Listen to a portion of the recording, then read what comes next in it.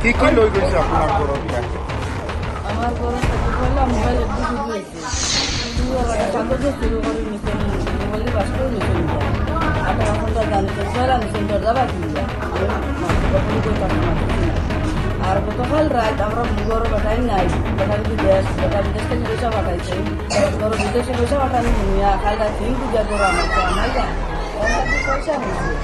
মোবাইলের কাগজ নিচ্ছে মোবাইল দিতে আমরা এখানটা কিনছে আমার মোবাইলের কাগজ আছে আমার মোবাইলের কাগজ